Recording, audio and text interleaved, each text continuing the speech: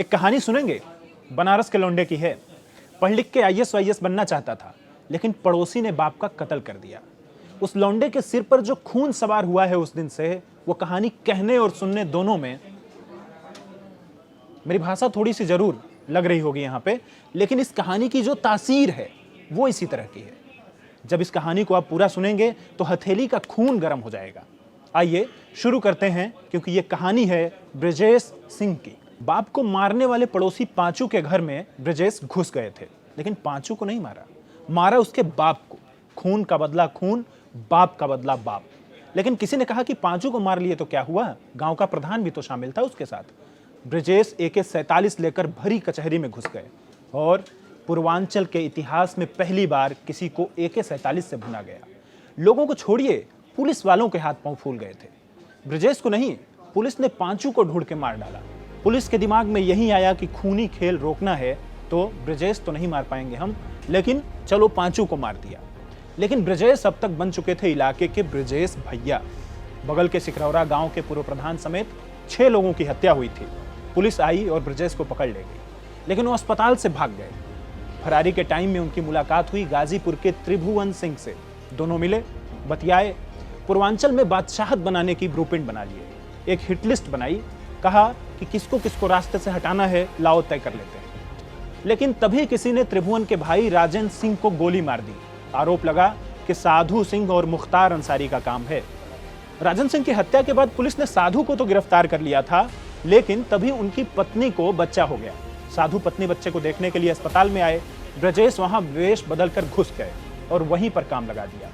Police दिमाग लगाती कि हुआ क्या है, तब तक एक और खबर आई। साधु की मां, भाई और परिवार के 8 लोगों को मौत के घाट उतार दिया गया था। इन सब के पीछे ब्रजेश सिंह ही थे। इसका बदला मुख्तार अंसारी ने लिया था। हमने वो कहानी आपको बाहुबली के पार्ट 4 में सुनाई थी। मन हो तो दैनिक भास्कर के ऐप पे आइए और देख लीजिए। यहां तक ब्रजेश अपने इलाके में गुंडई चमका रहे थे, लेकिन 1992 में गुजरात जाकर एक शख्स को गोली माराए। उनका पीछा कर रहा था एक सब इंस्पेक्टर, उसको भी गोली से उड़ा दिया। इसी के बाद से 50-50 कोस दूर तक माएं अपने बच्चों को उनकी कहानी सुनाने लगी।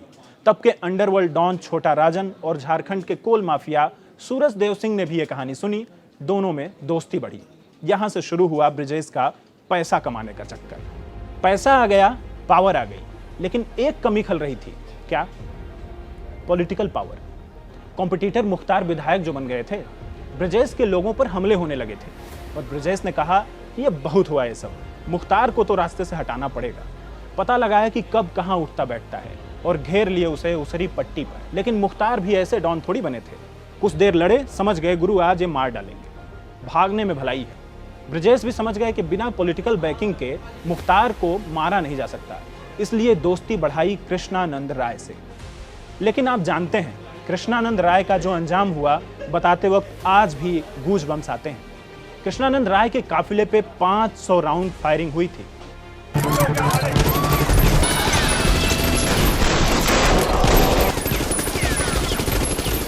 पोस्टमार्टम में कृष्णा की बॉडी से 67 गोलियां निकाली गई थी। घटना के बाद पहली बार लगा कि ब्रजेश डर गए हैं। दोस्त का यह अंजाम देखकर गुरु की गुरुआई निकल गई थी। लोगों ने समझा कि कृष्णानंद राय के साथ ब्रजेश भी मर गया, लेकिन पुलिस ने ढूंढ निकाला। उड़ीसा में जाकर छुपे थे साहब। इधर पता चला कि ब्रजेश जिंदा है और विरोधी गैंग ने बंदूक की नाल साफ करना शुरू कर दी। पहले ब्रजेश के खास जिला पंचायत सदस्य अजय खलनायक पर गोली चली, फिर चचेरे भाई सतीश सिंह को सरेआम गोलियों से भून दिया गया। 13वीं करने ब्रजेश गांव आए तो रोने लगे। रो रो कर कह रहे थे कि पुलिस ने सही से काम नहीं किया, नहीं तो भाई बच गया होता।